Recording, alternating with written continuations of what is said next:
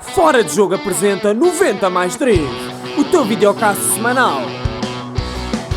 Os mágicos Toto, Quinto e Rabassa, soltinhos para mais uma emissão.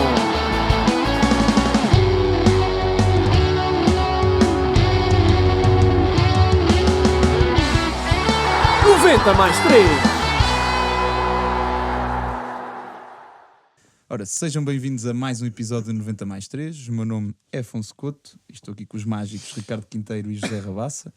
Hoje temos connosco outro mágico, não do relevado, mas da areia, Madger. Toda a gente se irá relembrar de certeza e ao longo desta conversa dos múltiplos golaços de Madger ao serviço da nossa seleção. Tem efetivamente um currículo invejável, não só em termos coletivos, mas também individuais. Aliás, foi considerado o melhor jogador de sempre da modalidade e por isso é uma honra termos aqui o Madger para falar um bocadinho da tua carreira. Madger, muito obrigado por estares aqui connosco. Espero que vais gostar tanto da conversa como nós. Obrigado. Ricardo, apresentação, vamos a isso. Bem-vindo, Madger. Obrigado. Madger nasceu em Angola e veio para Portugal com 6 meses. Filho do Sr. Fernando Saraiva e da Dona Ivone, cresceu numa família com mais 4 irmãs.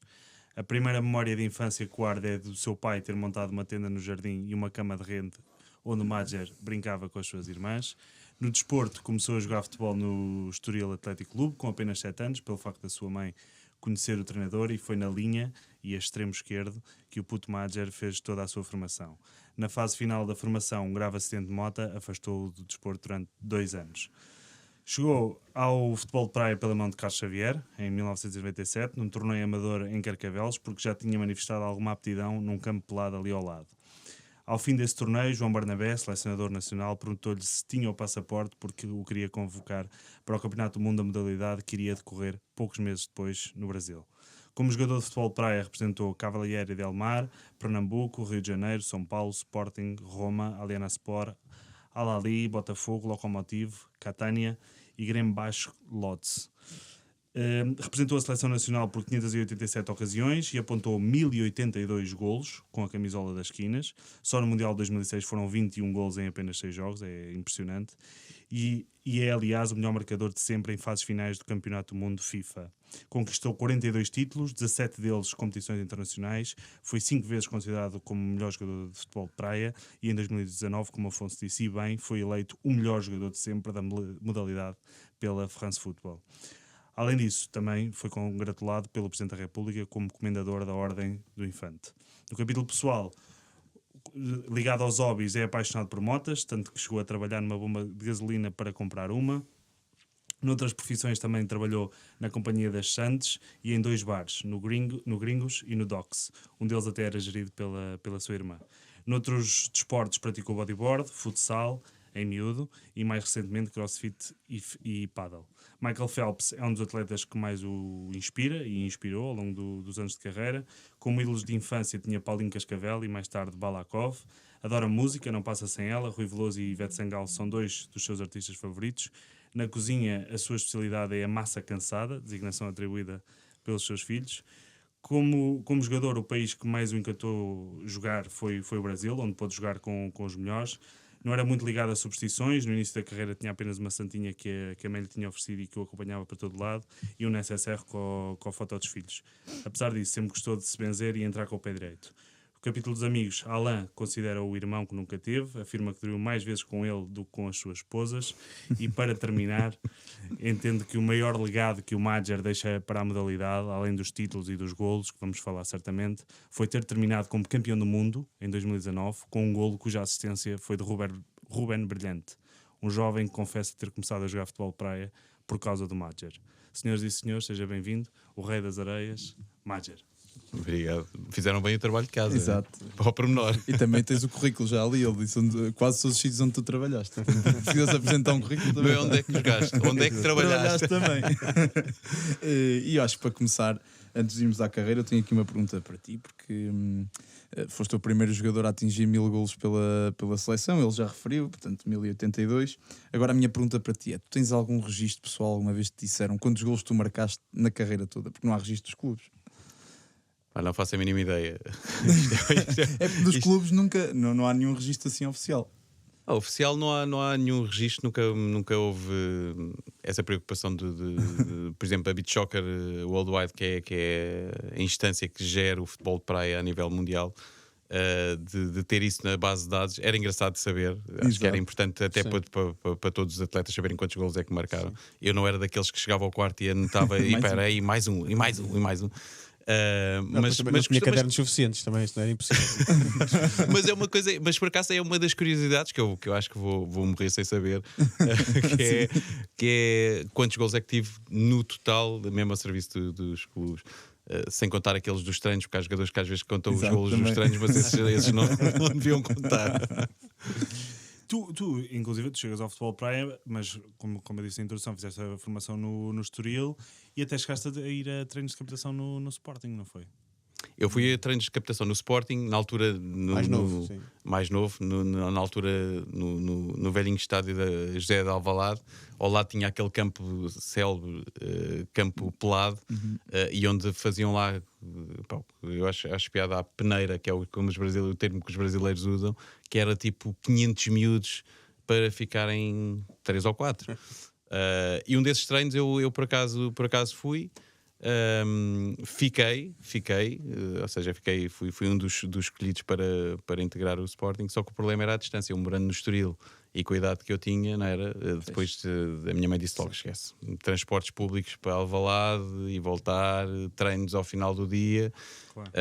Pronto, ficou logo de parte. Como é que era o Máger jogador de futebol? Nós conhecemos o Máger de futebol praia. Como é que era o Máger jogador de futebol?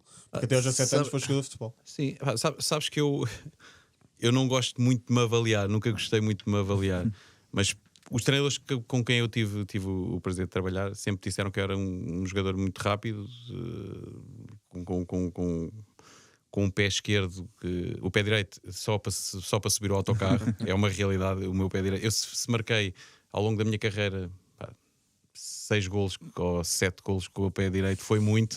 A contar com os treinos ou não a contar com os treinos? A contar com os treinos. A contar com os treinos.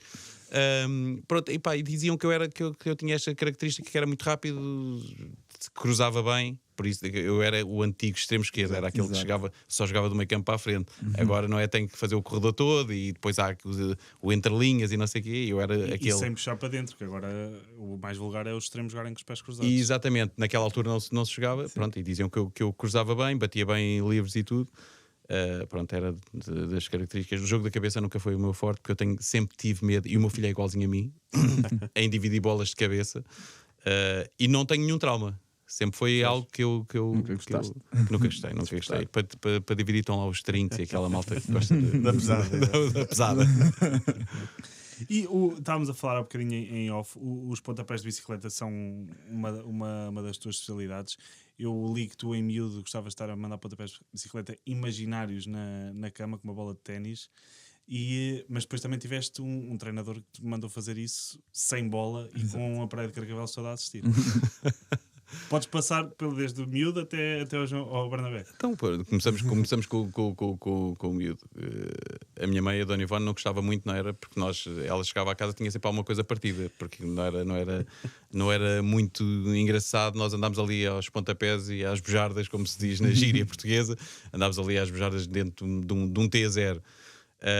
E fazia muito isso. Eu imaginava que me cruzavam e que rematava muitas vezes bicicleta para cima de um sofá que a minha mãe tinha ou para cima de uma cama. Pronto. E então, se calhar daí há aptidão para os pontapés de bicicleta.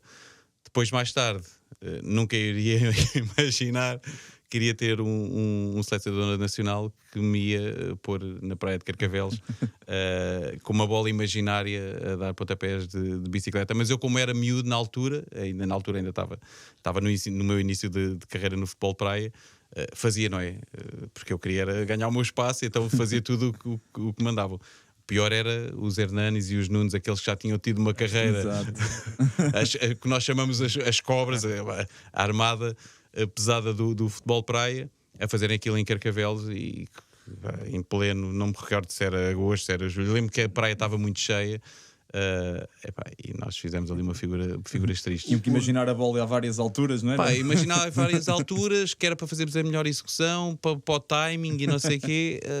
Pronto, foi um. O Nunes que ainda te pegou umas belas praxes no balneário da seleção, era num bar, penso eu.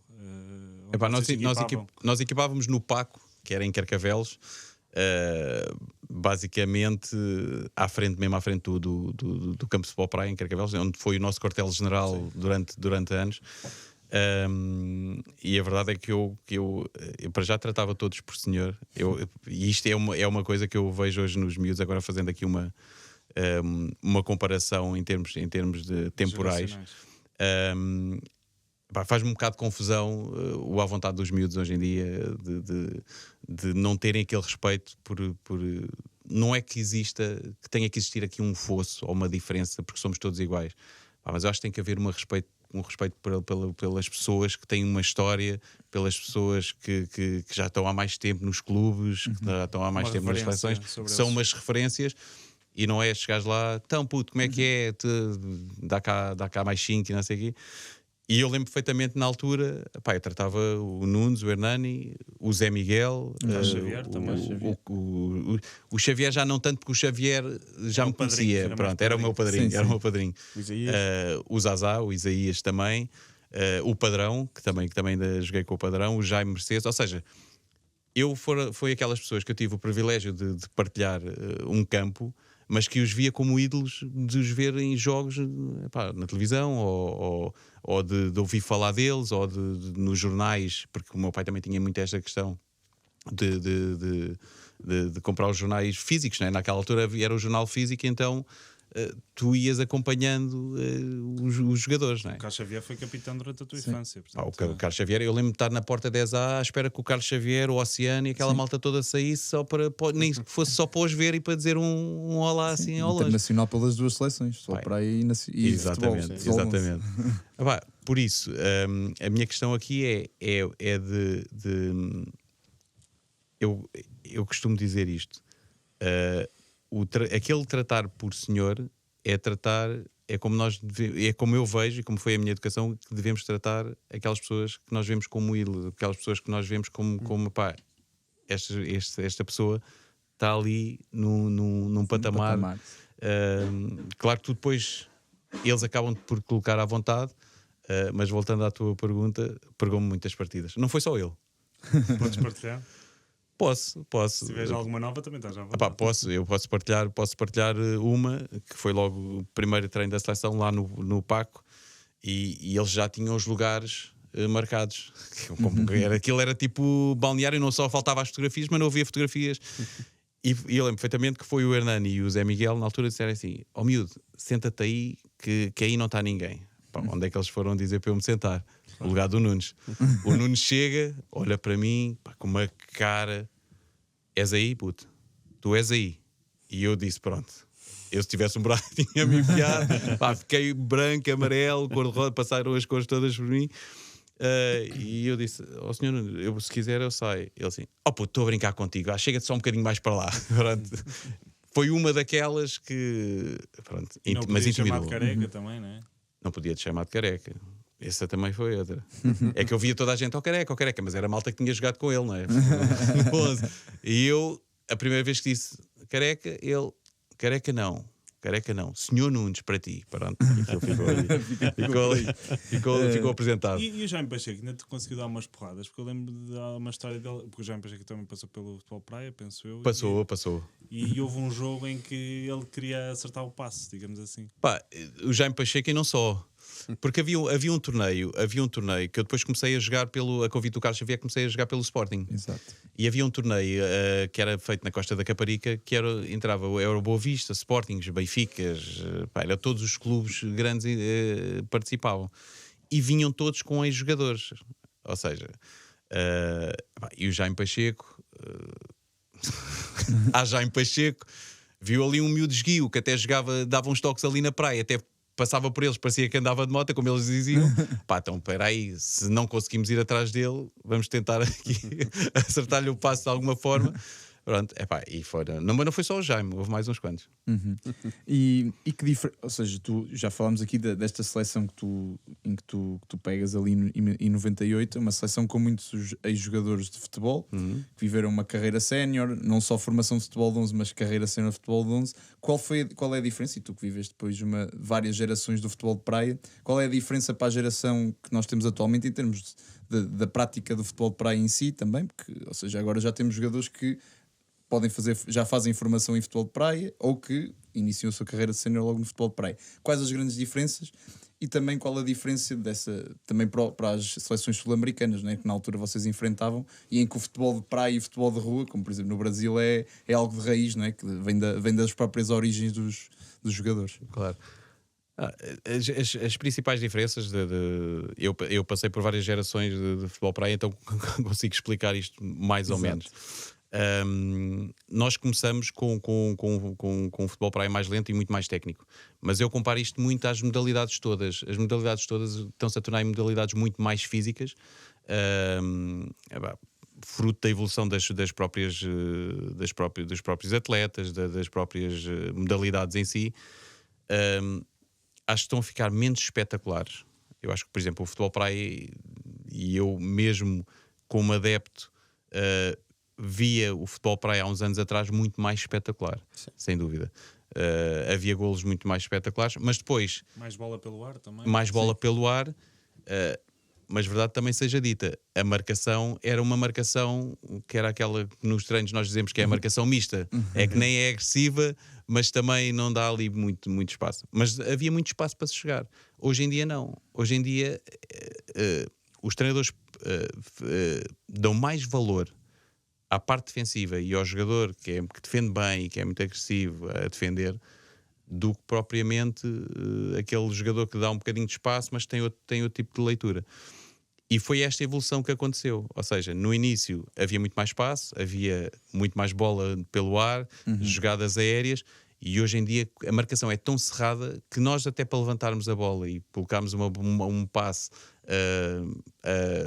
a meio campo, temos alguma dificuldade, e os jogadores cada vez estão a ter mais essa dificuldade. Sentes que os russos foram pioneiros nisso, porque o futebol deles era jogado mais pelo chão e não tanto pelo ar? Sim.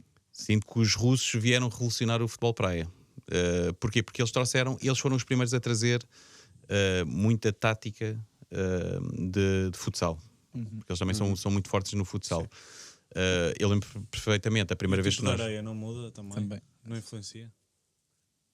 O tipo de areia eu acho que não, agora já não acaba por influenciar, fruto da evolução do próprio jogador, ou seja, o próprio atleta já adaptado. Nós temos, por exemplo, o B. Martins e o Léo Martins jogam em qualquer tipo de areia e correm com a bola na areia como se estivessem na relva, mas com uma facilidade incrível. E cada vez há mais jogadores assim. Sim.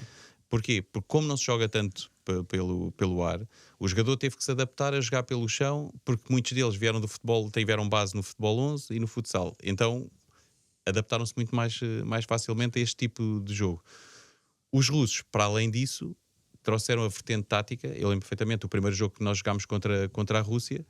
Eles fazem lá um canto com bloqueios, nós nem sabíamos bem o que era bloqueios. Eles fazem lá 2 ou 3 bloqueios e aparece um jogador completamente sozinho na área a cabecear. E nós assim, o que é que se passa aqui? Que isto aqui... Porque nós fazíamos aquele bloqueio simples, que era o Alain marcava os cantos, o Hernani bloqueava do primeiro poste para o Máger aparecer, não era no voleio.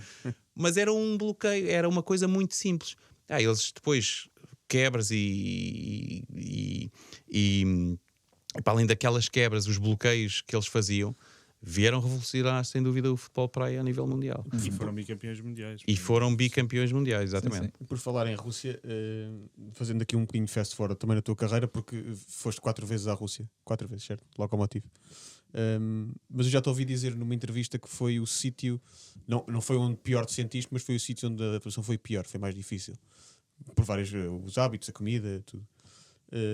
Mas depois disseste também nessa entrevista que acabaste por ganhar o teu espaço no Lokomotiv, até com uma partida que te pregou o presidente ou o diretor do Lokomotiv. E sentiste essa evolução já quando jogaste no Lokomotiv? Sentiste muita diferença? Senti. Isso também foi é das tais coisas que eu acho que eu tenho falado muito em entrevistas da adaptação à alimentação, à língua, ao próprio clima, porque nós a Taça da Rússia é jogada, por exemplo, em setembro. Pá, e em setembro já faz um frio terrível na Rússia. E a minha dificuldade também foi essa. Ou seja, foi eu que sou, ou que dizem que sou um jogador criativo, ou seja, eles mudarem o meu modo operandi perante aquilo que é o meu mais forte, que é criar, por exemplo. O Alex dizia assim: tu és um sono na marcação, e é verdade. Eu às vezes passava o meu jogador e eu não era a minha coisa, defender, tudo bem, tens de defender, mas não era aquilo que estava em mim. Eu era um jogador muito mais técnico e finalizador e tudo. E na Rússia, uma das características que tu tens de ter principalmente é defender bem.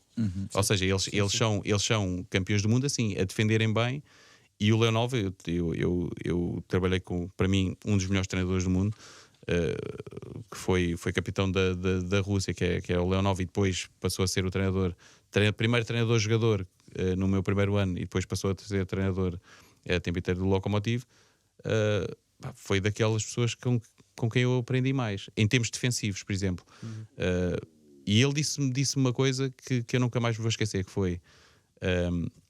se nós defendemos bem, depois com os jogadores, com a qualidade que nós temos a nível de finalização, nós vamos ganhar os jogos todos. E a verdade é que nós ganhámos os jogos todos assim. Sofríamos muito poucos golos, mas depois, se não fosse eu a resolver, tínhamos o Stankovic, que também joguei com o Stankovic na Rússia, e o Stankovic, quem contratava o Stankovic, e ainda hoje, mesmo com a idade que ele tem, é sinónimo de fazer pelo menos um golo. Ele faz no jogo. Também está no top 10 dos melhores de sempre. Pronto, também está no top Onde 10. está Eric Cantona também. Onde está? É engraçado. Em É quarto engraçado. lugar. Sim. E o Júnior Negão também, também tiveste muitas batalhas com ele. A única pessoa que fez com que o Major fosse expulso. Exato. É verdade. Se quiseres meter essa já. como é que ele. Se queres contar essa agora? O partiu. Já que ele lançou-te a rede. Não, essa história é engraçada. O Negão, rato de praia. O Negão é aquelas pessoas que é daqueles que nasceu na praia. E tinha a manha da praia e eu um passarinho nestas andanças. E há um canto contra Mundo. Campeonato do Mundo. Há um canto contra o Brasil, e o Negão, de repente, faz-me assim com a mão e cai no chão a dizer: partiu. E o árbitro chega ao pé de mim, vermelho. E eu assim: não estou a acreditar, eu não fiz nada. O engraçado no meio disto tudo, eu estava de rastros, eu estava completamente de rastros. E quem me conhece, eu sou incapaz, eu nunca fui de violências, e sou muito a favor do fair play. Mesmo a questão dos árbitros, acho que nós fazemos todos parte do mesmo espetáculo, e acho que nós nos devemos ajudar uns aos outros, porque senão isto vamos para um caminho que é um caminho, no meu ponto de vista, horrível em termos desportivos. Ou seja, nós estamos a descurar mais a parte desportiva e estamos a preocupar mais com os senhores de preto que estão ali, ou de amarelo, depende das cores. E pronto, retomando, nós vamos a sair os dois, não é? Porque saímos os dois lado a lado, e ele vira-se para o banco dele e diz assim: irmão, eu já fiz a minha parte, eu tirei o melhor. E eu assim: eu não acredito estes gajos. Pronto. Então foi assim que o Júnior Negão me expulsou. A única expulsão. A única expulsão. Eu queria perguntar, o Major já falou aí muito bem da Rússia. Começou em Itália, na altura com a influência dos irmãos Frusetti, que foram decisivos na sua caminhada, pelo menos a inicial. Aquilo que eu lhe perguntava, porque também já ouvi dizer que entendo que o futebol praia em Portugal foi um bocadinho criado pelo telhado antes de construírem as bases. Como é que oportunidades, além das financeiras, acredito eu, que oportunidades é que viu lá fora, e quanto é que isso contribuiu para a sua evolução numa modalidade que era nova quando começou? Em Portugal, pelo menos. Pronto, tendo em conta que começou, e disseste bem, começou pelo telhado, começámos seleções nacionais, só depois é que apareceram os clubes.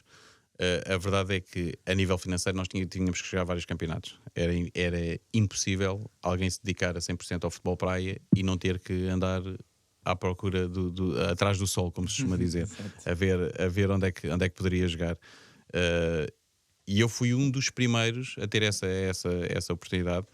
Não foi só foi para me dedicar a 100% também, mas foi porque vi ali uma oportunidade de evoluir com os melhores. Ou seja, eu passei em vários campeonatos.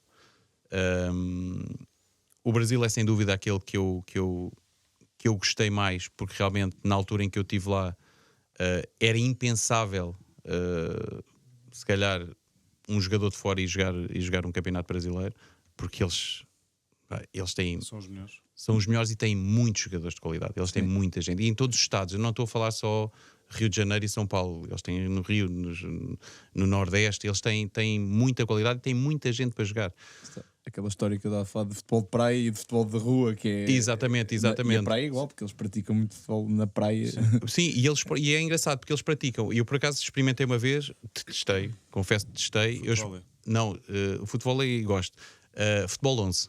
Eles jogam futebol 11 na praia. Aliás, a história do futebol praia no Brasil começa porque os jogadores mesmo, nas férias, iam jogar futebol 11 não era futebol praia. Ou seja, é um campo com as dimensões de futebol 11 e eles ainda jogam lá.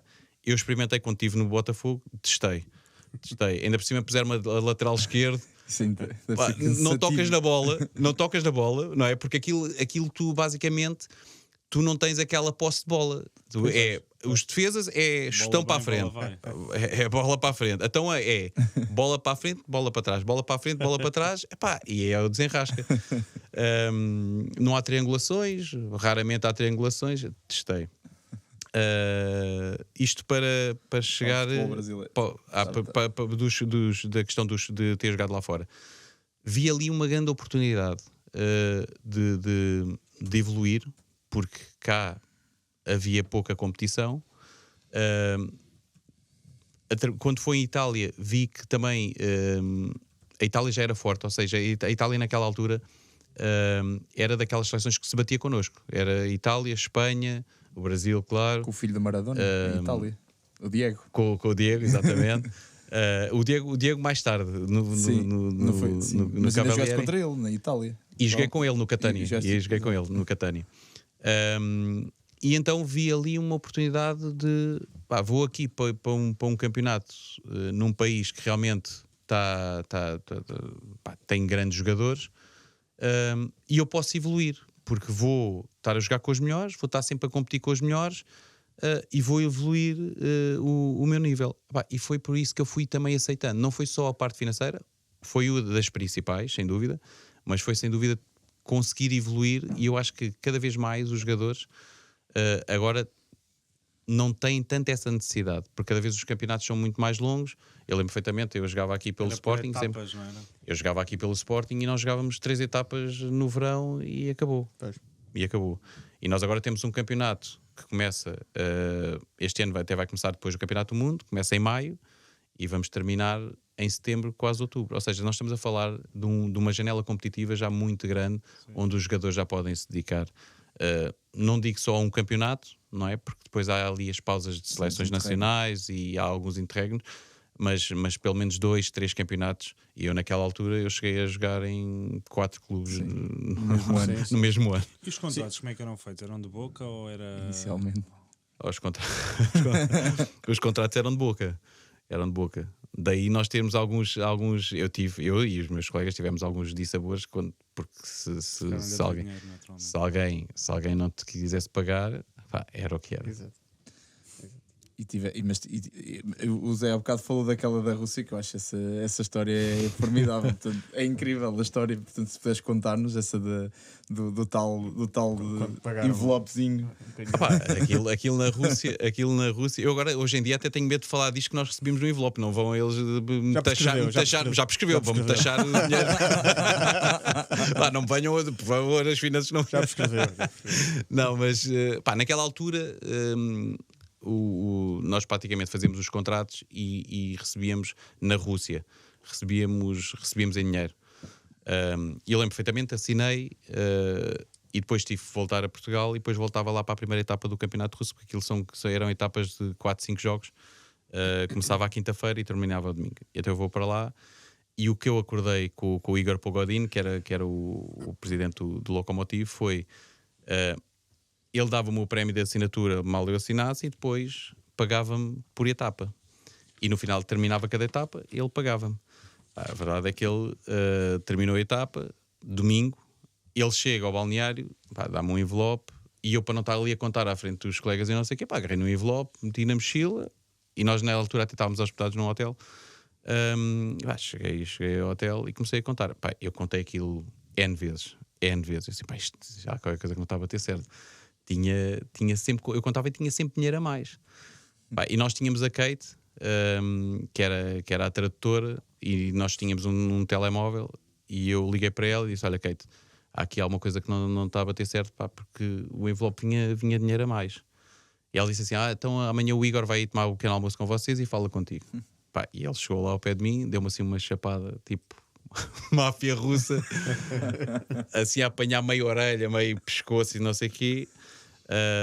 E disse assim, olha, o dinheiro é para ti, bem-vindo ao Lokomotiv. Ou seja, aquilo foi um teste que ele me fez à minha fidelidade e à minha seriedade, e por isso é que eu fiquei lá os anos que fiquei. Mas recuando só um bocadinho, porque também estava aqui a falar fora do microfone. Também é curioso que já jogador de futebol praia, embora ainda fosses bastante jovem com 20 anos, foste fazer testes ao Vitória Sport Clube, por intermédio do Neno e do Nunes, que te arranjaram essa experiência no Vitória do Augusto Inácio. E ao Passos. E eu passo. Mas quando foste ao Vitória, fizeste 3 dias, ou 4, julgo eu, e percebeste que já não era a mesma coisa, não é? O futebol 11 já não... Já não era para ti, ou seja, já tinhas adquirido ou perdido certas rotinas que eram necessárias depois do futebol. O campo era muito grande e não tinha areia. Não, perdi rotinas completamente. Eu já estava no futebol praia, já tinha mudado o chip para o futebol praia completamente. Depois fui integrado ali num clube de Primeira Liga, já com um andamento muito grande. Em termos físicos não notei diferença nenhuma, confesso, em termos físicos não notei, e eles estavam a levar cargas e eu ainda levei não sei se foram 3 ou 4 dias. Sim, mas também quem corre na praia corre na relva, não? Ou seja, as cargas aguentei bem. Depois a nível de jogo senti-me muito bloqueado, senti um grande bloqueio. Manuel José, não foi? Joguei 5 minutos. Também não dava para mostrar muito, mas mesmo nas peladinhas e tudo, notava que estava muito limitado ao espaço. Que é uma coisa que hoje é um bocadinho impensável, não é? Imagina um jogador muito bom de futebol praia ou de futsal, vem aqui fazer uns treinos ao que for, ao Belenenses ou ao Vitória. Fala-se que naquela altura, na altura que o Ricardinho fez. Na altura fizeram com o Ricardinho. E o Rafael, não sei se vocês se lembram de um brasileiro que jogou no Futebol Clube do Porto. O Rafael foi internacional brasileiro de futebol praia. Através de um empresário, é convidado para ir fazer testes ao Futebol Clube do Porto e ficou. E ele foi titular e tudo do Futebol Clube do Porto naquela altura.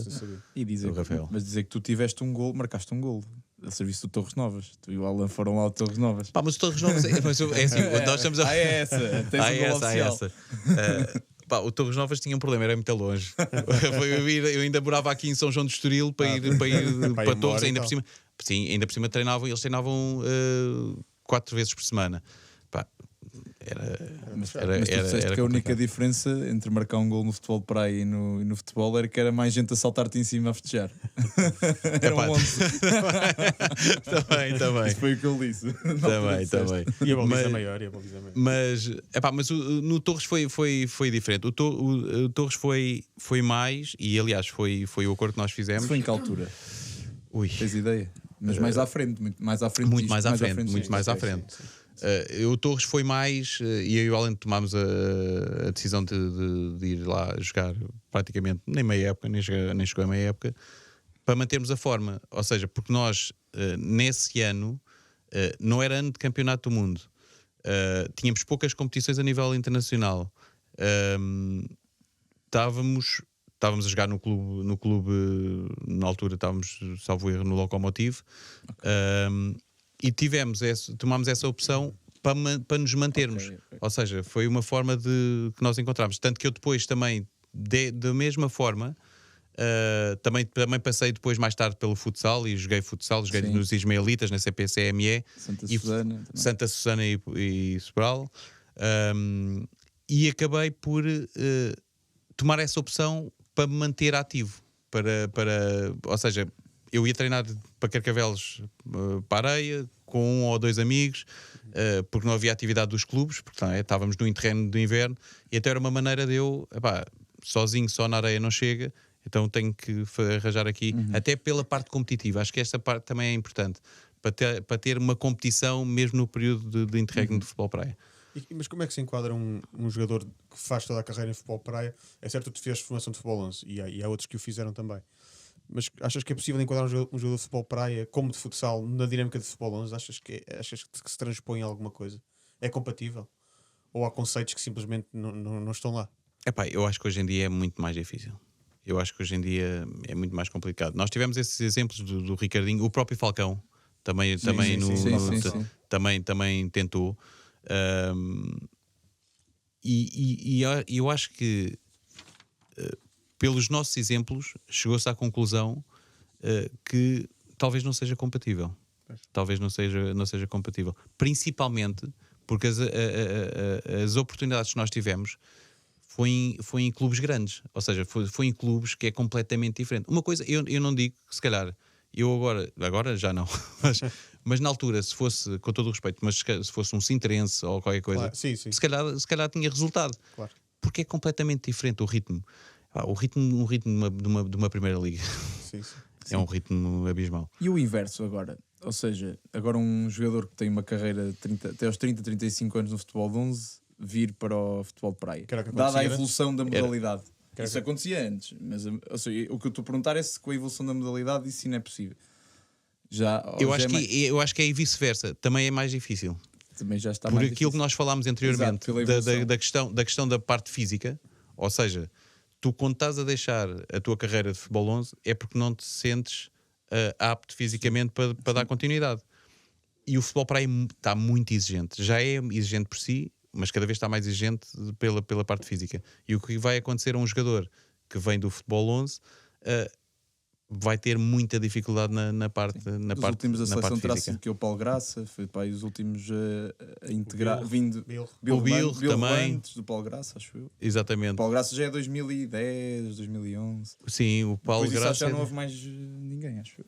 Não, Depois depois. terá sido o último. Sim. E era guarda-redes. Paulo Pronto, Graça. depois Sim. tiveste, por exemplo, o Ruben Brilhante também fez formação no Sim, futebol isso, 11, sim. só que é muito mais novo, ou seja, a adaptação é muito mais, é mais claro, fácil. Claro. Eu acho que podemos avançar para. Aliás, até podemos passar ainda pelos Emirados Árabes, que também foi uma experiência. Onde o Madge até foi treinador, que é algo que nunca quis ser. Fui treinador, contabilista, eu ali foi tudo. É foi verdade que tudo. eles matavam, entre aspas, quase todos os dias um familiar. É verdade. Se puder partilhar, quem É não verdade. sabe a história. É verdade, se é vai verdade. contextualizar. Pá, eles não têm. Agora um bocadinho mais. Eu acho que nós europeus fomos ali abrir um bocado a mente daqueles países, e mesmo agora com o futebol 11, com o Ronaldo e esta malta aí para lá, foram alterar ali um bocado a cultura deles em termos de desporto, porque eles não têm cultura desportiva nenhuma. Porquê? Porque muitos deles têm ligação a cargos no governo ou estão nas empresas do governo, e então o desporto é secundário para eles, ou seja, o desporto É um hobby, quase. exatamente. Sobretudo o treino, não é? A cultura de treino e A preparação. cultura do treino, então, é para esquecer. Eles queriam era jogar. Eu não treinei, mas eu quero é jogar, porque eu sou muito bom, eu sou jogador de jogo. E o que é que acontecia? Havia muito, por exemplo, eu fui para lá porque o Marcelo Mendes na altura era selecionador e abriu umas portas do Al-Ahly. Disse que o Al-Ahly precisava de jogadores estrangeiros e, entretanto, fui para lá. Fui o Rui Coimbra e foi, na altura, foi o Maier, que era um suíço também, que na altura era um ala irreverente e tudo. E fomos para lá os três. E nós muito habituados à questão do treino, não é? E treinar de manhã, bidiários, Chegamos lá, um treino por dia, depois do sol quase se pôr, não é? Por causa do calor. Aparecia um, depois aparecia o outro, pá, sem horários, sem nada. Pá, e aquilo que para nós foi muito estranho, era uma coisa muito estranha. Pá, isto não há compromisso nenhum, esta malta não tem compromisso nenhum, mas tudo bem. Depois eu passo a jogador-treinador. Epá, e tive que pôr ali algumas regras para eles começarem a ter compromisso, porque senão não fazia sentido nós às vezes treinarmos com 7 jogadores, com 6 jogadores, e depois fazia-me confusão. E então o Câmbar, que era o capitão na altura do Al-Ahly, e que foi uma pessoa que eu agradeço, porque foi uma pessoa que nos resolveu imensos problemas lá, a todos os níveis no clube e não só. E houve alturas que tive conversas com o Câmara e perguntava: Câmara, explica-me lá o porquê desta malta. E diz, sabes, eles têm muito dinheiro e eles daqui não ganham quase nenhum, e eles às vezes apetecem, outras vezes não apetecem, não sei o quê. Tudo bem. Até que houve uma altura que eu tive que encostar ali uns quantos jogadores, principalmente aqueles mais influentes, e assim: olha lá, mas porquê é que não vieste ontem, não sei o quê? Eles chamavam-me Captain. O meu pai morreu. Então nem devia estar aqui, não sei o quê. A semana a seguir faltava Captain. O meu pai morreu. E eu começava a pensar, houve uma altura que não lhes dizia, nem os confrontava. Eu dizia assim: mas espera, este gajo matou 2 vezes o pai. Eles matavam os familiares não sei quantas vezes, mas era tanga, era só para não irem aos treinos. E aquilo fazia-me uma confusão imensa. Até que houve uma altura, e eu lembro perfeitamente de um treino, que eu já estava tipo com eles, e eu assim: olha, este só vai ao racha. E eu dizia assim: olha, eu amanhã quero toda a gente no treino. E eles diziam sempre Inshallah. E eu, tudo bem, Inshallah, se Deus quiser, não é? No nosso português, se Deus quiser. Houve um treino que eles faltaram, e depois no treino, antes do jogo, apareceram todos. Eu os fechei no balneário e disse: olha, ou estes gajos vão me matar e vão correr comigo daqui, ou então isto vai correr bem. Eu disse: olha, agora quero ver, vocês andam sempre Inshallah, mas o Allah não vem cá abaixo jogar por vocês, não vai aparecer nos treinos por vocês, não vai, não sei o quê. Dê-lhes assim uma dura. Uma surra. Eles todos assim, nunca tinham-me visto naquele registro, eles todos assim, e eu assim, pronto. Eu ainda por cima falei da Allah, da religião, e eles são, eles vão correr comigo daqui. A verdade é que a partir daquele momento eles para já começaram a respeitar muito mais, tipo, as regras que eu coloquei, a respeitar muito mais, e foi a partir dali. Isso até me faz fazer uma ponte para 2015, quando o Madjer reuniu as tropas todas depois de uma derrota, pensou, frente ao Senegal. E foi tudo olho no olho para resolver, e foram campeões do mundo.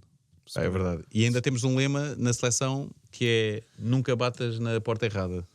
E por acaso foi uma expressão que eu utilizei. E morremos uns pelos outros também. Mas isso é verdade. Esse lema ficou porquê? Porque eu por acaso tive essa expressão, ou seja, nós depois da derrota com o Senegal, onde já parecia que o mundo ia acabar, e a verdade é que tínhamos que ganhar a Argentina no último jogo da fase de grupos, porque nós ganhámos ao Japão, perdemos com o Senegal, e depois tínhamos que ganhar a Argentina, senão fazer 6 pontos. Senão em campeonato em casa, e Portugal, um dos principais favoritos, e logo não era o que nós esperaríamos. E vinha de muito em conta as nossas ambições, porque as nossas ambições eram sem dúvida ser campeões do mundo em casa, porque tinhas uma força. Quando jogas em casa tens sempre uma força extra, não é? Claro. E a verdade é que nós perdemos com o Senegal. O Senegal, que era o outsider do grupo, pode-se dizer assim, que era aquele que tinha menos nome, porque o Japão já era uma seleção respeitável, a Argentina também.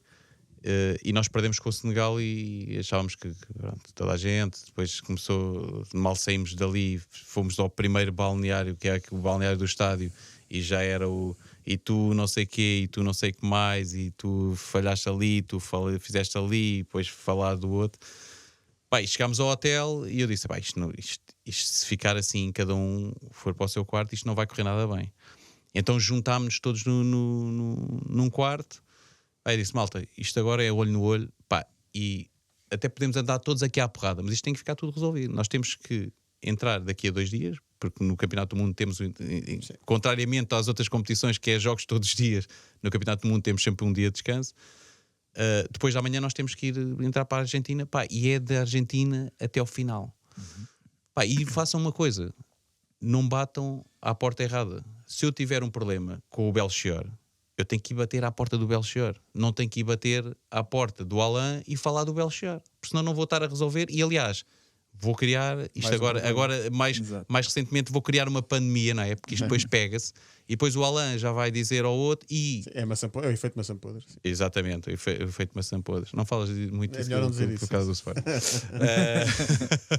E a verdade é que aquilo ficou depois o nosso lema, pá, que é não batas à porta errada. Que é para quê? Para tu resolveres, pá, se tiveres alguma coisa a resolver com alguém, vai lá, bate e resolve logo com ele. E a verdade é que, pá, ali é que se fez o clique e foi dali mesmo até sermos campeões do mundo. Em Portugal, em Espinho. É pá, em Portugal e em Espinho, e eu vou-te dizer, depois dessa reunião, eu senti, e sabes quando tu sentes a energia dos jogadores, eu senti, pá, lá está, morremos um pelos outros, nós até podemos não ser campeões do mundo. É pá, mas eles vão ter que sofrer. E sofreram. Como é que era o Mário Narciso? Um histórico. Exato. Como é que era como? Como treinador, porque ele era conhecido por ser muito paternal convosco, acho eu. Pelo menos Pá, parece. O Mr. Narciso tem uma coisa. É das pessoas mais humanas que eu conheci na minha vida toda. Isto às vezes não é... Pá, eu trabalho com tantos treinadores e muitos top a nível tático, outros top a nível de gestão de recursos humanos. Só que o Narciso tinha uma coisa que é... Epá, a parte humana dele é impressionante. Ele a gerir a parte psicológica dos jogadores, pá, é incrível. Porque ele consegue te dar sempre uma resposta ou ajudar-te, sendo num momento em que tu estás mais fragilizado. Pá, porque quando estás lá em cima, não é? Normalmente não precisas daquele empurrão. E ele tem sempre uma palavra, e ele, não sei se é pela carreira que ele fez no Futebol 11 também, e que teve deste lado, tem perfeita noção daquilo que o jogador às vezes precisa. Pá, e o que o jogador precisa às vezes não é de uma dura, não é de chegar ali com uma prancheta e dizer-te, pá, tu devias ter feito assim e fazeres assim, e devias ter feito o passo assim. Não, se calhar o jogador precisa, pá, como é que é? Estás com problemas em casa? Tua família? É que às vezes os treinadores, não estou a dizer todos, e eu acho que cada vez menos isso acontece, esquecem-se que por trás do jogador está o ser humano. Pá, e se o ser humano não tiver a cabeça limpa e não tiver pronto a funcionar, desportivamente isto não vai correr bem. E o Narciso tem essa preocupação, sempre, saber se o jogador está bem, como é que está a família. Pá, incrível. Eu se calhar, tu disseste já numa entrevista que até 2015 fizeram uma travessia do deserto desde 2001, não é? Foi assim o primeiro grande troféu de Portugal. E dizes também que em 2001, em que muito pouca gente conhecia o que era o futebol praia como desporto, como uma seleção de futebol praia, ao contrário de em 2015, dizes que sofria um grande estigma ainda, que iam para o Brasil ver caipirinhas com o dinheiro dos nossos impostos. Verdade. Que diferença é que sentiste entre o título de 2001 e o título de 2015? Em termos de sensação, o de 2001 foi mais afirmação, o 2015 já foi mais consagração. Sabes que o 2001 foi para limparmos um bocado essa imagem que havia em redor do futebol praia. Ou seja, afinal aqueles rapazinhos que iam só beber umas caipirinhas e andavam atrás do sol até que conseguiam trazer títulos para Portugal. E acho que isso foi importante, esta mensagem, e as pessoas começarem a olhar para o futebol praia de outra forma. O 2015 acaba por ter outro sabor porque é FIFA, ou seja, porque foi acho que foi o reconhecimento. Ou seja, sim. O 2001 as pessoas ainda não... Tudo bem, nós mudámos mentalidades, mas as pessoas... Já passava na televisão aqui em Portugal, em 2001? Já passava na televisão. Nós não somos desse tempo. Já passava na televisão. Porque nós já somos uma geração em que o futebol praia é uma realidade. Mas estavas está a na ver nossa desenhos animados. Estava a ver o Nickelodeon. E 2001 temos essa realidade, que é mudámos mentalidades, mas não foi FIFA. Ou seja, depois de 2015 é FIFA e realmente é o reconhecimento. Acho que aí é que as pessoas dizem, pá, tivemos um título mundial FIFA. E depois 16 logo a seguir. E mesmo 2000, ou seja, em 2005 é quando passa a ser reconhecido pela FIFA. Vocês sentiram diferença entre jogar um campeonato do mundo organizado pela FIFA e não, ou seja, comparado com, por exemplo, o 2001? É pá, sim, a vários níveis. Nós não tava, atenção, as organizações sempre foram de excelência. Eu acho que tanto quando era a Coque Tavares ou a Octagon, que era a empresa que organizava os campeonatos do mundo, organizava muito bem. Havia a diferença de o espetáculo, ou seja, naquela altura a Octagon queria era vender o espetáculo em si. A FIFA já não. A FIFA já se preocupava mais com a parte desportiva. Desporto em si. Pronto. Tanto que vamos falar de uma questão que é uma questão que acho que é importante nós tocarmos neste ponto. Naquela altura não se falava de antidoping. Não havia antidoping. Assim que entra a FIFA, nós não vamos saber para trás e ai de mim que desconfiasse que tivesse havido alguma seleção que tivesse ganho um título mundial, mas que estava dopada. Mas nunca iríamos saber, porque não existia. Pá, e esse rigor a FIFA trouxe. Esse rigor. É o profissionalismo. É o profissionalismo. Ou seja, eu acho que aí é que se vê a grande diferença. O Romário está nesse primeiro, não está? 2005. O Romário está nesse primeiro e os brasileiros dizem que nós é que tirámos o Romário da seleção. Então. Porque nós ganhámos nas meias finais ao Brasil. Nós eliminámos o Brasil nas meias finais, no primeiro campeonato do mundo. Já dados como que é aquele amargo de boca que eu vou ter para o resto da minha vida, que é eliminares o Brasil E depois perder. em Copacabana e depois perdes a final com a França, quando toda a gente estava como nós, como França de Cantona. França de Cantona, e perdemos nos penaltis. É verdade. E falar depois de 2019, que é e eu até acho que 2019 será um ano muito difícil, esperemos que se repita, mas será muito difícil de repetir para o futebol de praia nacional. Não é? Começam logo são 5 conquistas, não é? Torneio Internacional da China, em abril, depois os Jogos Europeus em Minsk, e depois o verão com o Mundialito e com o Europeu em Portugal, Nazaré e Figueira da Foz, e acaba no Paraguai, que curiosamente o teu primeiro jogo na seleção é contra o Paraguai, marcas um hat-trick e ganhas o Mundial, portanto, ganhas e a seleção ganha o Mundial no final de um ano, quase, é perfeito, praticamente, né? São 5 títulos. Como é que foi viver esse ano e vivê-lo, acredito, já sabendo que seriam os últimos passos enquanto jogador? Foi dos melhores anos, sem dúvida. Conquistámos tudo o que havia para conquistar. 2 competições que temos que reconhecer que são das mais importantes: o Campeonato do Mundo e os Jogos Europeus. No ano em que já eu, a nível sentimental, estava aqui num misto de emoções já, porque já tinha falado com a minha família que ia terminar. O balneário sabia? O balneário não sabia. Aliás, o Narciso, isto é mais uma história engraçada. Já que estamos numa de histórias engraçadas, o Narciso, no final do Campeonato do Mundo, nem se apercebeu. Ele ficou assim meio perdido, nem se apercebeu. Há uma convocatória depois, em janeiro, e ele convoca-me. E eu disse: "Oh, mister, eu acabei." Porquê? Porque nós depois fomos fazer 2 jogos frente ao Brasil, que até é uns jogos que até teve ali um grande impacto, porque foi na lama, que foi em São Paulo, porque choveu imenso e não sei o quê, e aquilo não havia condições, mas nós tivemos que jogar porque pronto, a Rede Globo é que manda, e então tivemos que jogar.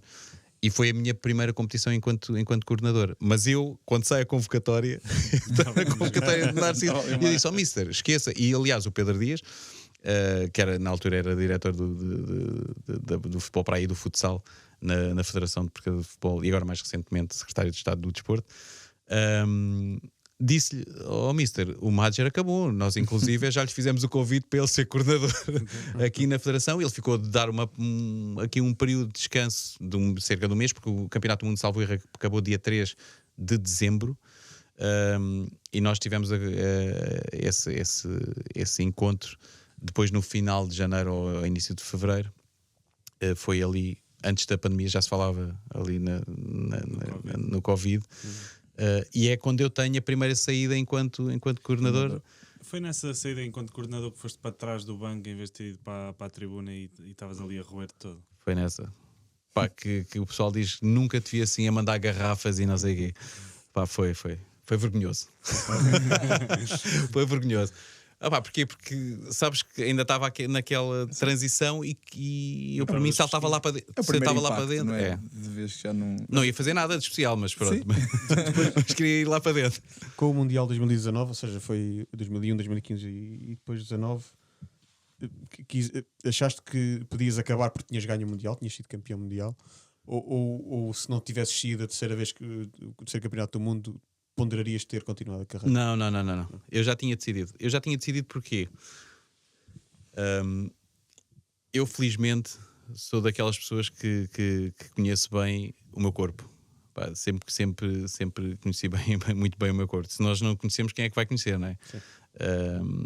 Mas há pessoas que se calhar a mente ainda acha que consegue, mas o corpo já não responde. E eu, no meu caso, a minha mente acompanhou sempre o meu corpo. Daí, quando eu tomei a decisão, é porque eu vi realmente nos treinos, pá, mesmo nas próprias competições e tudo. E foi uma das conversas que eu tive com o Narciso foi: mister, por favor, nunca me convoque só porque eu sou Madger. Pá, convoque-me se eu fizer a diferença, seja onde for. Até pode ser dentro do balneário. Mas eu tenho que fazer a diferença de alguma forma. Mas também não me faz sentido então, para ser dentro do balneário eu tenho que ter outras funções. Não, porque aí vai estar a perder um jogador de campo que pode ajudar a seleção nacional. Por isso, nunca me convoque só pelo nome. E ele disse: não, eu nunca te vou convocar pelo nome. E eu, nessa conversa mesmo, disse-lhe: mister, e outra coisa que eu lhe vou dizer: eu já não me estou a sentir capacitado, este vai ser provavelmente o meu último ano, mas ele nunca acreditou. Ele achava que no último ano tu ainda fazes não sei quantos golos por época e mais não sei o quê. E é verdade, eu ainda fazia alguns golos, pronto, e alguns golos importantes e tudo. Pontapé de bicicleta na seleção.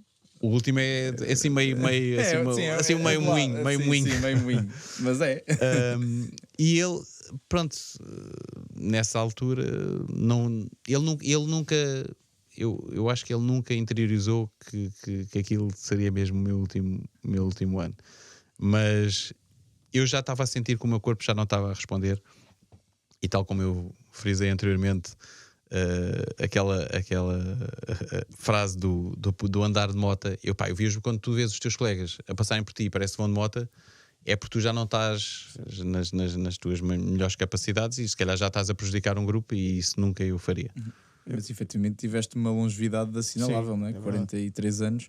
Quais são as particularidades em termos de recuperação física, cuidados a ter para um jogador de futebol de praia?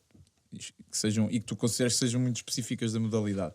Ou achas que é muito semelhante àquilo que se possa fazer num futebol, por exemplo? Futebol de 11? Eu acho que acaba por ser as preocupações, e agora mais é porque lá está. Eu passei estas várias gerações e passei aliás, estive no início quase do futebol de praia. E no início do futebol de praia não havia nem metade da informação que os atletas hoje têm. Hoje tu chegas a qualquer lado e tens a informação a nível de nutrição, a nível de treino, a nível de recuperação, e nós não tínhamos naquela altura. A verdade é que entre nós, íamos fazendo ali, tipo por margem e erro, o que era melhor. E pronto. E se resultasse, tudo bem, se não resultasse, íamos andando. Hoje em dia, já há muito mais informação, já o pessoal se cuida de outra forma. E eu, quando inicio com os colegas a tentarem nos ajudar, principalmente aqueles que tiveram as carreiras no futebol 11, e carreiras no Benfica, e que diziam: olha, Na altura eu lembro perfeitamente deles falarem já do gelo, eles já naquela altura falavam do gelo para recuperar e tudo, só que era a pedra de gelo onde tinhas a dor mais localizada, passavas uma pedra de gelo.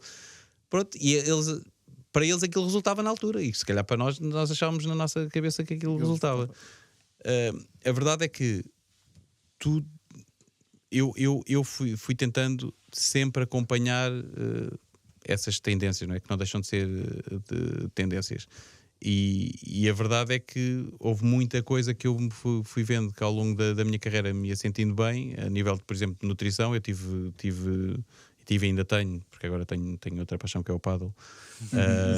Mas tenho uma parceria com a eu acho que posso dizer com a Gold Nutrition, pode ser que eles patrocinem também. com a Gold Nutrition, epá, e realmente fiz ali, eles fizeram na altura, eu estou com a Gold Nutrition já, eles ainda não eram Gold Nutrition, eram Eco Nutrição. E a verdade é que na altura eles fizeram ali um estudo mais aprofundado das minhas necessidades. Pá, e se calhar daí também a longevidade.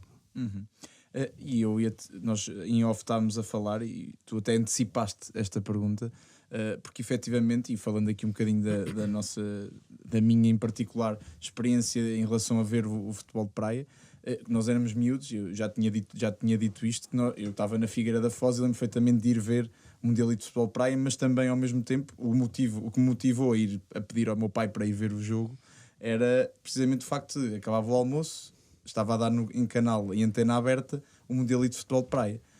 Ou seja, havia aqui uma intenção mediática para o futebol de praia que eu sinto que nos últimos anos, e tu certamente que estás muito mais por dentro da modalidade, poderás explicar-nos também porque é que se deixou de olhar tanto, não só porque deixou de ser transmitido em antena aberta, mas o que é que se poderia fazer para voltarmos a ter mais atenção mediática sobre a modalidade? E quais os principais obstáculos?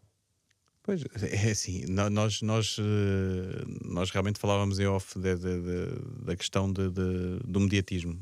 Naquela altura tínhamos os tais 4 canais, dávamos em horário nobre, não é? Horário nobre.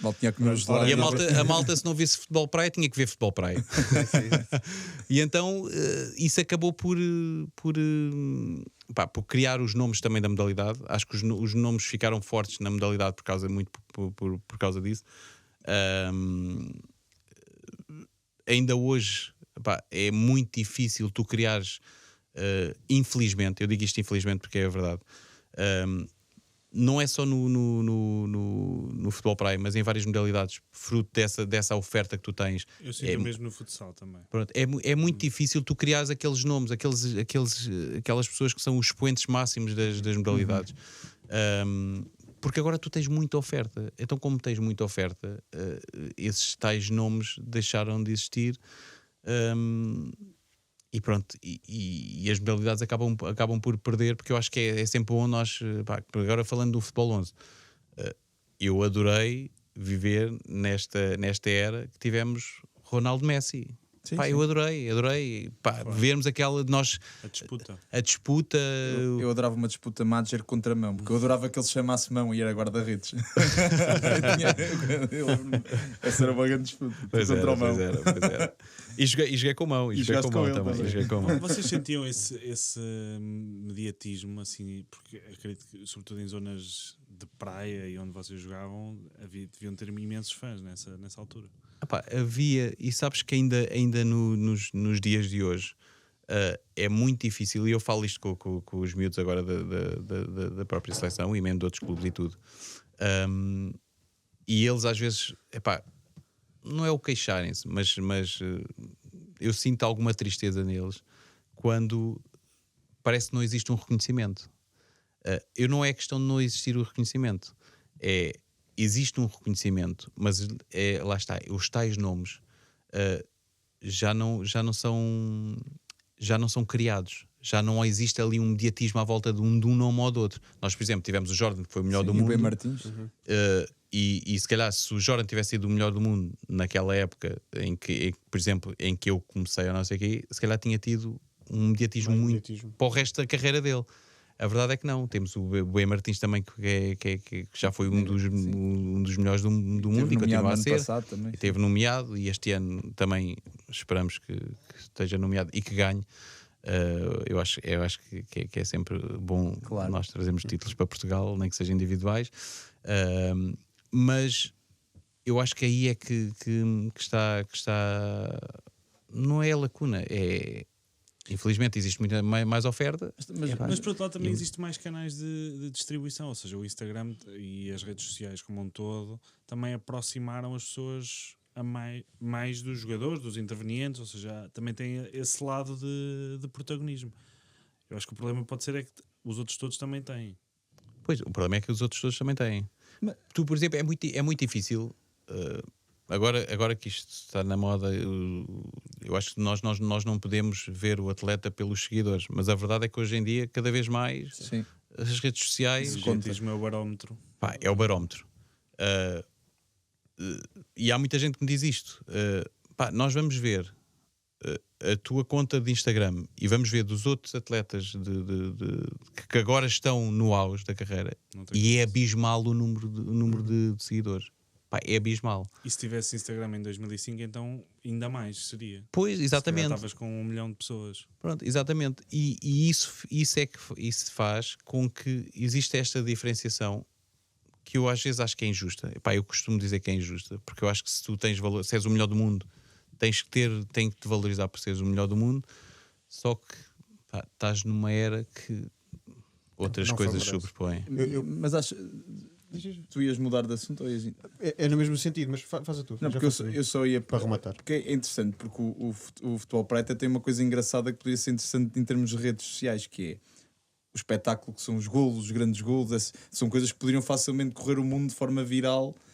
Achas que ainda falta, se calhar, o futebol de praia como um todo aproveitar o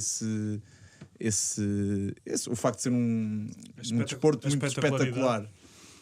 Sim, eu acho que para além disso falta de uma vez por todas a UEFA e a FIFA integrarem de uma vez por todas o futebol praia como modalidade da UEFA e da FIFA. Porque aí vai haver muito mais investimento na divulgação.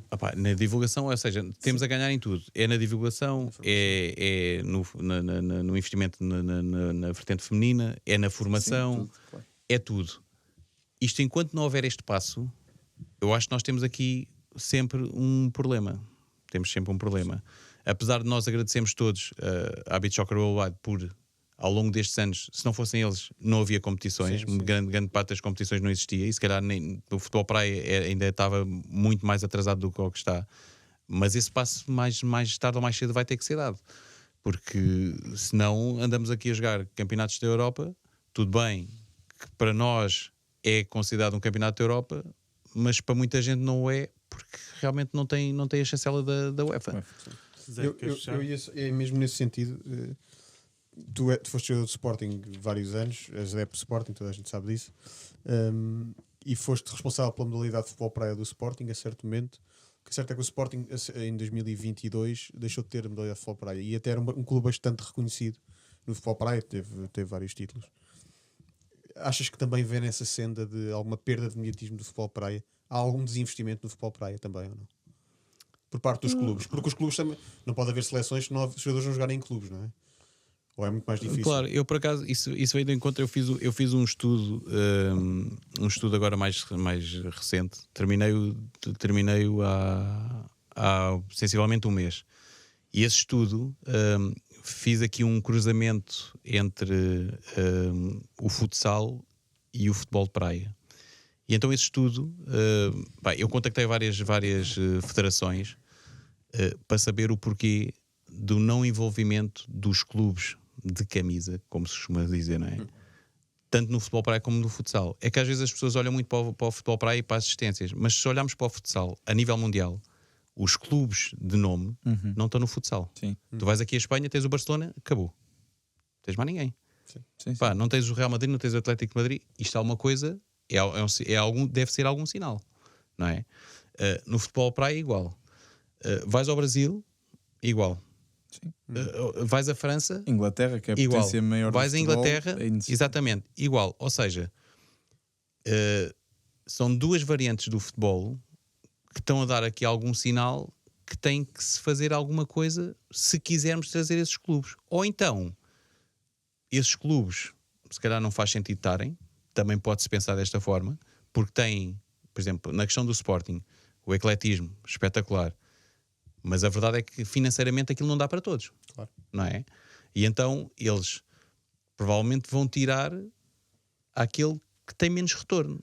E isto acontece em todas as modalidades. Já tinha acontecido antes. O Sporting teve uma interrupção no futebol. Exatamente. Em 2005. Exatamente. Por isso, o que eu acho que poderá está-nos a dar aqui sinais das duas uma, ou para mudarmos o caminho e a forma de vermos o futebol praia e também o futsal, e vermos de forma que podemos trabalhar para atrair esses clubes, ou então focarmos naqueles estruturados, porque também não nos interessa ter um Sporting ou ter um Benfica que hoje estão e amanhã estão a dizer se calhar vamos sair. Se calhar, eu dou muito como exemplo, e se calhar aqui o meu amigo Raul e a Sílvia vão-me agradecer por estas palavras que são o Raul agora não, que o Raul agora até está no Benfica, mas que iniciaram o projeto Caxinas. O projeto de Caxinas, em termos de futsal e agora de futebol praia, é um exemplo.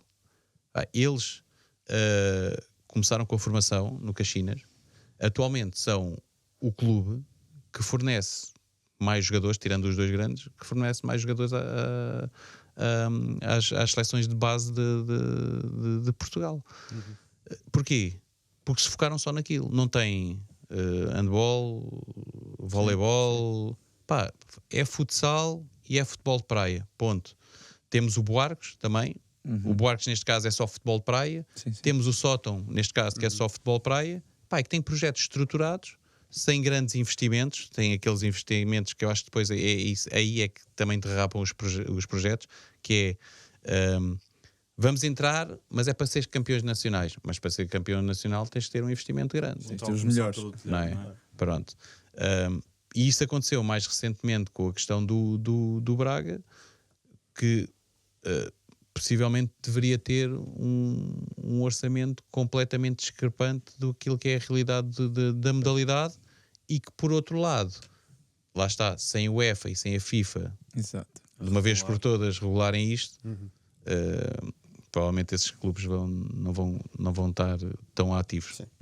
Acho que estamos a chegar aqui ao fim da nossa viagem, mas eu queria deixar aqui uma nota final, porque eu fui aqui numa notícia, porque tu foste apresentado no Olímpico de Roma, quando foste para a Roma, e houve aqui um jornal que foi um bocadinho mauzinho contigo. Tu estavas a brincar, mas a manchete é: posso ensinar umas coisas ao Totti. Disse Madge. Possivelmente eu não disse.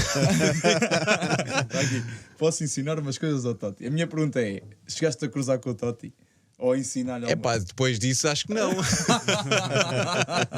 É que tu dizes a brincar, depois na notícia diz em tom de riso. Mas eu, se queres que diga, nem me recordo disso. Mas chegaste a cruzar com ele? Mas cruzei-me com ele. Tanto nós íamos ver alguns jogos da Roma, mas ele não deve ter visto essa notícia, porque senão ainda por cima eles romanos. Eu, aliás, agora se calhar, não sei se estamos a terminar, mas não, podes estar aqui com uma... Eu sou apresentado lá no Olímpico, e depois fomos jantar a um restaurante que é o Cuore di Roma, que é basicamente onde vão os ultras todos. E então eles quiseram-me levar lá, pronto, para fazer aquela ação de charme e sentir. Foi para sentir o ambiente, para sentir logo aquela pressão. Aí eu estava a jantar e não sei o quê, e ouço assim: este é que é o Mager, em italiano. Este é que é o Mager. E o diretor disse: sim, esse é o Mager, fenómeno, não sei o quê. E eu ia-me levantar, tipo, para cumprimentar, e olhei assim, e é um gajo daqueles, tipo, com tatuagens daqui na testa e não sei o quê, não sei o que mais. E eu, bem, ia a cumprimentar, e ele empurrou-me assim para baixo o ombro: não precisas, só precisas de trazer títulos para nós. E eu fiquei naquela. E depois o Buru, na altura, que o brasileiro que jogava lá comigo, eu disse: mano, a gente vai ter que dar alguma coisa a estes. Eles matam-nos. Eles vão cobrar. Eles vão cobrar a sério. Muito bom. Então, e acho Uma que boa fechamos história, aqui em beleza. Madger, muito obrigado por esta, Obrigado. por esta conversa. Espero que tenham Foi gostado. ótimo. Também podemos trazer aqui, além do futebol, termos um convidado de outro desporto. Também sempre jogado. importante, sim. Exato, é sempre muito importante e é enriquecedor. E é uma experiência completamente diferente Foi o primeiro que tivemos outro desporto, não é? de outro desporto. Acho que sim. Fora do futebol tivemos Foste alguns. estreante. mas- Exatamente. Foste Espetáculo. estreante. E muito obrigado em nome da nossa equipa, em nome da RFM, a que também agradecemos pela presença aqui. Espero que tenhas gostado tanto como nós e em casa também. Madger, muito obrigado. Obrigado, eu. Um abraço a todos em casa também. Não se esqueçam de seguir fora ponto de jogo. Deixem o likezinho e pronto. Fechamos em beleza. Madger, obrigado. Obrigado. Tchau, tchau. Obrigado, Madger. 90+3 é a bola a girar, o quinto o Couto a cruzar e o Rabassa a converter. 90+3, indivíduos sensatos, soltinhos e pacatos até o clima ferver. E à medida que a semana nos vai dando muita trama, é o fora de jogo que está no 90+3. Só grandes músicas.